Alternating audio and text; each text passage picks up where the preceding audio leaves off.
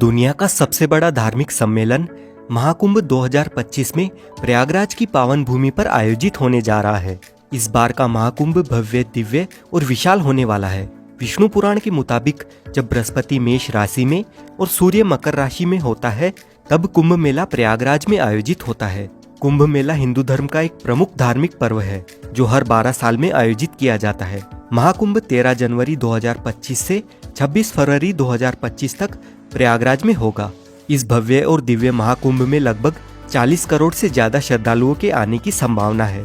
हिंदू मान्यताओं के अनुसार कुंभ में शाही स्नान करने से समस्त पापों का नाश होता है और व्यक्ति को मोक्ष की प्राप्ति होती है। कुंभ के दौरान विशेष रूप से पवित्र नदियों में स्नान करने से आत्मा शुद्ध होती है। शाही स्नान कुंभ मेले की मुख्य विशेषता है। यह स्नान साधु संत, महात्मा, अन्य तीर्थ यात्रियों के लिए एक विशेष अवसर होता है। कुंभ मेले के शाही स्नान को पुण्य स्नान भी माना जाता है, क्योंकि इसे करने से व्यक्ति को पुण्य की प्राप्ति होती है। यह एक प्रकार का भक्ति और समर्पण है, जहाँ व्यक्ति अपने जीवन के सभी दुख और कठिनाइयों को भगवान के चरणों में समर्पित करता है और आशीर्वाद प्राप्त करने का प्रयास करता है। कुंभ मेले का शाही स्नान न केवल एक धार्मिक अनुष्ठान है, बल्कि यह भारतीय संस्कृति, परंपरा और आस्था का एक सुंदर उदाहरण है। प्रयागराज में लगने वाले महाकुंभ का महत्व सबसे ज्यादा इसीलिए है क्योंकि प्रयागराज सबसे प्राचीन शहरों में से एक है और यहाँ विशेष रूप से 3 नदियों का त्रिवेणी संगम है। माँ गंगा, यमुना और अदृश्य माँ सरस्वती के संगम यानी मिलन बिंदु को त्रिवेणी संगम के नाम से जाना जाता है और इसी पवित्र त्रिवेणी संगम पर स्थित होने की वजह से इस स्थान को प्रयागराज कहा जाता है।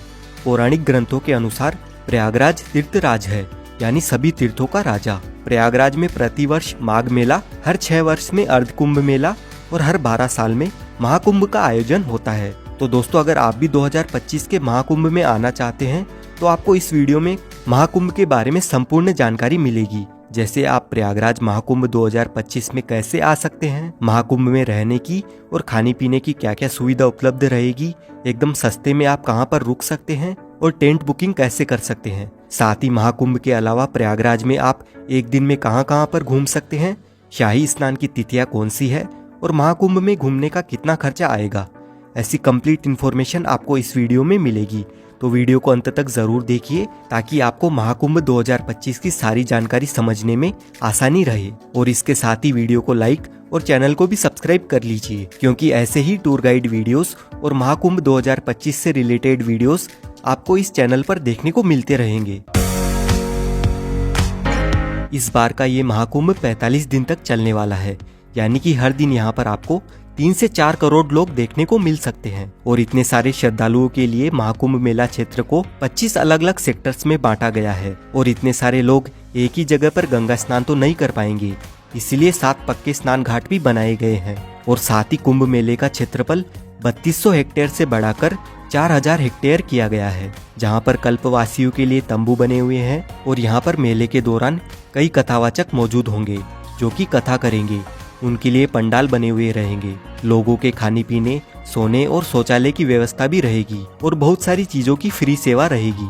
अगर अभी भी आपको लग रहा है कि यह कोई छोटा मोटा कुंभ है, तो आप इसका अंदाजा इस बात से लगा सकते हैं कि इस महाकुंभ को हैंडल करने के लिए यानी सिक्योरिटी देने के लिए 37,611 पुलिसकर्मी रहेंगे और इस पूरे संगम को साफ सुथरा रखने के लिए 22,000 से ज्यादा सुरक्षा कर्मचारी होंगे। इसके अलावा कई एनजीओ अपनी सेवा प्रदान करेंगे और इस पार से उस पार आने जाने के लिए गंगा यमुना की जलधारा पर 30 पीपा पुल का निर्माण हुआ है, जिसे पांटुल पुल कहा जाता है। यह मेला न केवल भारत के लिए बल्कि विदेशों से आने वाले लोगों के लिए भी एक महत्वपूर्ण अवसर है। ऐसे में प्रशासन ने इस भव्य आयोजन को सफल और सुरक्षित बनाने के लिए व्यापक तैयारियां की है। मेले में आने वाले श्रद्धालुओं के लिए यात्रा की व्यवस्था को सुचारू बनाने के लिए अलग अलग रास्ते निर्धारित किए गए हैं। प्रयागराज शहर के चारों ओर यातायात का प्रबंधन इस तरह से किया गया है कि लोगों को किसी भी तरह की समस्या का सामना नहीं करना पड़ेगा। प्रशासन ने शहर के अलग अलग हिस्सों में पार्किंग की व्यवस्था भी की है, ताकि श्रद्धालु अपनी गाड़ियों को सुरक्षित स्थान पर रख सके। विशेष रूप से पीक डेज यानी शाही स्नान वाले दिनों में जब सबसे ज्यादा भीड़ रहेगी, तब श्रद्धालुओं को केवल 1 से 5 किलोमीटर तक पैदल चलना होगा और बाकी अन्य दिनों में आपको सिर्फ 1 किलोमीटर से ज्यादा पैदल नहीं चलना पड़ेगा। और सिर्फ महाकुंभ में आने वाले लोगों के लिए पूरे देश भर से 3000 से स्पेशल ट्रेन सहित 13,000 से ज्यादा ट्रेन चलाई जाएगी और ट्रेन के साथ ही प्रयागराज में 7,000 बस भी महाकुंभ के लिए चलेगी। इससे कुंभ में आने जाने के लिए आपको कोई भी समस्या नहीं आएगी। अब बात कर लेते हैं प्रयागराज कैसे पहुंचा जाए। देखिए, प्रयागराज में काफी सारे रेलवे स्टेशंस बने हुए हैं, जैसे Prayagraj junction, Prayagraj Rambagh, Prayag Sangam, Naini junction, Prayag Chheoki junction, Daraganj, Subedarganj, Bamrauli, Phaphamau junction और झूसी। अगर आपके यहाँ से इन रेलवे स्टेशंस तक ट्रेन आती है तो आप इनमें से कहीं पर भी आ सकते हैं, जो कि त्रिवेणी संगम से 7 से 8 किलोमीटर के डिस्टेंस पर ही है। वैसे सबसे नज़दीकी रेलवे स्टेशन की अगर हम बात करें तो प्रयागराज जंक्शन, प्रयागराज छिवकी, प्रयागराज रामबाग और प्रयागराज संगम ये नज़दीकी रेलवे स्टेशन है। प्रयागराज के लिए इंडिया के सभी मुख्य रेलवे स्टेशनों से रेल कनेक्टिविटी इजीली अवेलेबल है, तो आप बाय ट्रेन यहाँ तक आसानी से पहुँच सकते हैं। रेलवे स्टेशन तक आने के बाद संगम तक पहुँचने के लिए आपको रेलवे स्टेशन के बाहर से ही 20 रुपए के चार्ज पर शेयरिंग ई रिक्शा मिल जाएगा। प्रयागराज पहुँचने के बाद सबसे ज़रूरी बात रहती है यहाँ पर रहने की क्या सुविधा है और टेंट बुकिंग कैसे करें। तो अगर आप टेंट बुकिंग करना चाहते हैं तो आप ऑनलाइन इन 6 में से किसी भी एक वेबसाइट पर जाकर बुकिंग कर सकते हैं। सिर्फ इन 6 कंपनियों को ही यूपी सरकार की ओर से महाकुंभ में टेंट लगाने का टेंडर मिला है, तो आप गूगल पर किसी भी अन्य वेबसाइट से टेंट बुक ना करें। इसके अलावा आप अपनी सुविधा के अनुसार IRCTC के टेंट भी बुक कर सकते हैं। इन टेंट सिटी में टेंट बुकिंग के लिए आपको एक से बढ़कर एक पैकेज मिल जाएंगे। अगर आपका बजट अच्छा खासा है तो आप कोई भी पैकेज सिलेक्ट कर सकते हैं, जिसमें आपको रेलवे स्टेशन से या एयरपोर्ट से पिकअप और ड्रॉप की फैसिलिटीज़ के साथ ही लंच डिनर तक की फैसिलिटीज़ भी मिल जाती है। लेकिन इन टेंट के चार्जेस की शुरुआत एक दिन के लिए 10,000 रुपये से लेकर 80-90 हज़ार रुपये तक है, जिनमें सेमी डिलक्स, डिलक्स और लग्जरी डिलक्स कॉटेजेस शामिल है। और वहीं डॉर्मेट्री के लिए 1500 रुपये पर पर्सन के चार्जेस हैं, सिर्फ एक दिन के लिए। अधिक जानकारी के लिए आप कुंभ की इस ऑफिशियल वेबसाइट पर जाकर चेक कर लीजिए। वहीं अगर आप होटल में रुकने का प्लान बनाते हैं तो गूगल पर अलग अलग वेबसाइट है, जहां से आप ऑनलाइन होटल बुकिंग भी कर सकते हैं। अगर आपका बजट टेंट या महंगी होटल बुक करने का नहीं है तो प्रयागराज में काफ़ी सारी सस्ती और अच्छी धर्मशालाएं भी बनी हुई है। इनमें भी आप अपने रहने की सुविधा का बंदोबस्त कर सकते हैं और ये धर्मशालाएं संगम के नज़दीक में ही स्थित है, तो आपको और भी सुविधा मिल जाएगी। और अगर आपका बजट बिल्कुल भी नहीं है या आपको रूम अवेलेबल नहीं मिलता है तो आप बिल्कुल भी निराश ना रहे। यहाँ पर प्रशासन की ओर से महाकुंभ में अलग अलग जगहों पर रेन बसेरा शिविर की सुविधा भी उपलब्ध रहती है, जहाँ पर आप सिर्फ अपना आधार कार्ड दिखा करके बिल्कुल निःशुल्क फ्री में आराम से रह सकते हैं। और अगर आप मेला परिसर में टेंट में रहना चाहते हैं और कल्पवास करना चाहते हैं तो आप यहाँ डायरेक्ट पहुंचकर किसी पंडित से जिन्होंने यहाँ पर टेंट लगाया है उनसे बात कर सकते हैं, और जो भी वह अमाउंट मांगेंगे अगर आपके बजट में हो तो आप उस हिसाब से अपना बंदोबस्त कर सकते हैं। बस आप कोशिश करें कि संगम के आसपास ही टेंट बुकिंग करें या होटल बुकिंग करें। और अगर त्रिवेणी संगम के पास आपकी टेंट बुकिंग नहीं हो पाती है तो आप होटल सिर्फ रामबाग या रेलवे स्टेशन रोड पर ही लेना, क्योंकि जितनी भी टूरिस्ट प्लेसेस है वो सभी रामबाग से 2 से 4 किलोमीटर के डिस्टेंस पर ही स्थित है। और यहाँ पर आपको सिर्फ 1000 से 2000 रुपए तक बढ़िया होटल मिल जाएगा। अब कुंभ मेले की महत्वपूर्ण तिथियों की बात करें तो 2025 में होने वाले महाकुंभ का आयोजन अत्यधिक भव्य और ऐतिहासिक होने वाला है। महाकुंभ जो भारत का सबसे बड़ा धार्मिक आयोजन माना जाता है, जिसमें करोड़ों श्रद्धालु देश विदेश से स्नान करने आते हैं और मोक्ष तथा पुण्य की डुबकी लगाते हैं। इस महापर्व में आस्था की डुबकी लगाने का हर एक स्नान विशेष महत्व रखता है, क्योंकि इन्हें धार्मिक दृष्टिकोण से बहुत ही पवित्र और लाभकारी माना गया है। जैसा कि हम सभी जानते हैं, महाकुंभ में स्नान की तिथियां ज्योतिष्य और धार्मिक मान्यताओं के आधार पर तय की जाती है और हर एक स्नान के पीछे एक धार्मिक मान्यता जुड़ी हुई है। पौष पूर्णिमा 13 जनवरी 2025 को महाकुंभ का आगाज होगा। अगले दिन मकर संक्रांति 14 जनवरी 2025 को होने वाला यह स्नान महाकुंभ का पहला प्रमुख स्नान माना जाता है। इस दिन गंगा, यमुना और सरस्वती के संगम में स्नान करना अत्यधिक पुण्यकारी होगा। फिर मौनी अमावस्या यानी 29 जनवरी 2025 को महाकुंभ का सबसे महत्वपूर्ण स्नान है। इस दिन गंगा, यमुना और सरस्वती के संगम में स्नान करना अत्यधिक पुण्यकारी होगा, जब सबसे ज्यादा श्रद्धालु पवित्र संगम में डुबकी लगाते हैं और मौन रहकर इस दिन स्नान करने से कहते हैं कि मानसिक शांति और मोक्ष की प्राप्ति होती है। उसके बाद 3 फरवरी 2025 को होगा बसंत पंचमी का दिन, और इस दिन का स्नान खास तौर पर ज्ञान और बुद्धि की देवी माँ सरस्वती को समर्पित होता है। वहीं माघ पूर्णिमा 12 फरवरी 2025 के दिन संगम में स्नान करने पर व्यक्ति को जीवन में पूर्णता और शांति की प्राप्ति मिलने वाली है। आखिर में महाशिवरात्रि का पर्व 26 फरवरी 2025 को होगा और ये दिन भगवान शिव की आराधना के लिए बहुत ही महत्वपूर्ण माना जाता है और इसी स्नान के साथ कुंभ का समापन भी हो जाएगा। एक बात का आप ध्यान रखिए कि जब भी जिस दिन शाही स्नान होता है उससे एक दिन पहले सारे प्राइवेट और पब्लिक व्हीकल की एंट्री बंद हो जाती है। तो अगर आप शाही स्नान के पर्व पर कुंभ में आना चाहते हैं तो ध्यान रखिएगा कि आपको एटलीस्ट किसी भी एक शाही स्नान के दिन से 2 दिन पहले पहुंचना होगा। सपोज अगर आप 14 जनवरी को स्नान करना चाहते हैं तो आप एटलीस्ट 12 जनवरी को मॉर्निंग में या आफ्टरनून तक यहाँ पर पहुँच जाए, ताकि आप अपने व्हीकल से या पब्लिक व्हीकल से महाकुंभ मेला परिसर तक पहुँच सके। अब आपको कुंभ की विशेष तिथियों और स्नान पर्व के बारे में तो पता चल गया, लेकिन ये कुंभ लगाया क्यों जाता है, इसके पीछे की कहानी क्या है, आइए जानते हैं।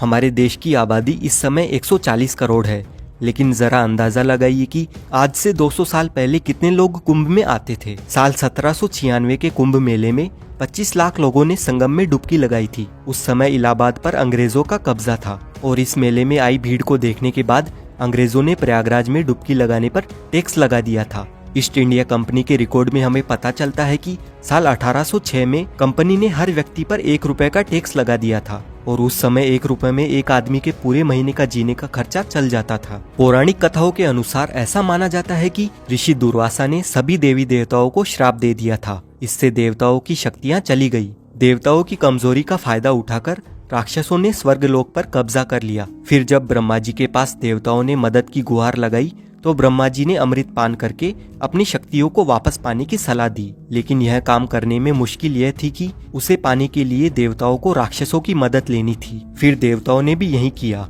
उन्होंने राक्षसों से मदद लेकर बदले में आधे अमृत को देने की बात कही और सभी राक्षस इस डील को मान गए और फिर होती है अमृत की खोज में समुद्र मंथन की शुरुआत। बड़ी मेहनत के बाद समुद्र मंथन से अमृत की प्राप्ति हुई, लेकिन जैसे ही अमृत निकला देवता और राक्षस दोनों में अमृत को पूरा हड़पने की होड़ मच गई। इसके बाद देवता राक्षसों की आंखों में धूल झोंककर अमृत पाने में कामयाब हो गए और वह अमृत लेकर दौड़ पड़े। राक्षसों ने भी हार नहीं मानी और पूरे 12 दिनों तक उनका पीछा किया। इसी भागने भगाने में कलश से 4 अमृत की बूंदें स्वर्ग से धरती पर गिर गई। माना जाता है कि यह बूंदें हरिद्वार की गंगा नदी, प्रयागराज में त्रिवेणी संगम, उज्जैन में शिप्रा नदी और नासिक में गोदावरी नदी में गिरी थी। अब ये 4 बूंदें जहाँ जहाँ पर गिरी आज वहीं पर कुंभ मनाया जाता है और हर 12 साल के अंतराल में कुंभ मनाने के पीछे की कहानी ये है कि पौराणिक ग्रंथों में कहा जाता है कि देवताओं के 12 दिनों का अर्थ है मानव के 12 साल। इसीलिए हर साल 12 और 3 साल के अंतराल पर चारों स्थानों पर कुंभ मेले का आयोजन होता है और ऐसा कहा जाता है कि एस्ट्रोलॉजिकल कैलकुलेशन के बाद जब कुंभ मेले का समय आता है तो यह नदियां वही अमृत का रूप धारण करती है, जिनमें नहाने से लोगों के सभी पाप हमेशा हमेशा के लिए धुल जाते हैं और उन्हें मुक्ति मिल जाती है। अब हम जानते हैं प्रयागराज की कौन कौन सी जगह घूमने लायक है। सबसे पहले आपको संगम स्नान करना है, जिसके लिए नाव में बैठकर आपको त्रिवेणी संगम तक जाना होता है। त्रिवेणी संगम में आप गंगा नदी और यमुना नदी को मिलते हुए अच्छे से देख सकते हैं, लेकिन सरस्वती नदी अदृश्य है तो वो हमें दिखाई नहीं देती है। संगम में स्नान करने के बाद आप आ जाए इस अकबर के किले में। इस किले के अंदर है ये अक्षयवट, जो कि इतना प्राचीन है कि 4 युगों से भगवान विष्णु से लेकर 5 पांडव यहाँ तक आ चुके हैं। यहीं पर पातालपुरी मंदिर बना हुआ है, जिसका इतिहास काफी रोचक है और यहाँ से पास में ही श्री बड़े हनुमान जी का मंदिर है।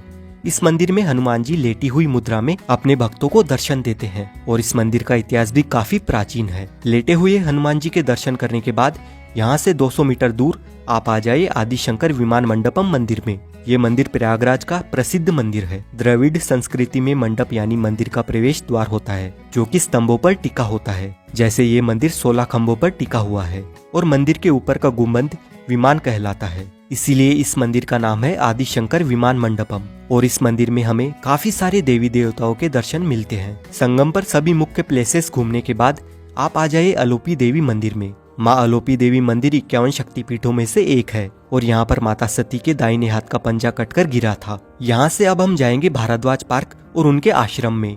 लेकिन वहाँ जाने से पहले दोस्तों, अगर आप लंच करना चाहेंगे तो प्रयागराज में काफी सारे रेस्टोरेंट्स मिल जाएंगे, तो आप यहाँ पर लंच, डिनर और ब्रेकफास्ट कर सकते हैं। अब दोस्तों, भारद्वाज आश्रम के आसपास ही बाकी की टूरिस्ट प्लेसेस मौजूद है और सबसे पहले हम जाएंगे भारद्वाज पार्क। यहाँ पर आपको भारद्वाज मुनि की बड़ी सी मूर्ति देखने को मिलती है और साथ ही इस पार्क में हमें भारद्वाज आश्रम की छोटी सी झलक भी दिखाई देती है। और यहीं से 250 मीटर दूर भारद्वाज आश्रम स्थित है। अपने वनवास के दौरान श्री राम जी सबसे पहले यहाँ पर आए थे। भारद्वाज मुनि का ये आश्रम त्रेता युग का है और कहा जाता है कि कुंभ मेले के प्रवर्तक भी भारद्वाज मुनि ही थे। भारद्वाज आश्रम के पास में ही आनंद भवन बना हुआ है। यहाँ की एंट्री टिकट 30 रुपए और 100 रुपए की है।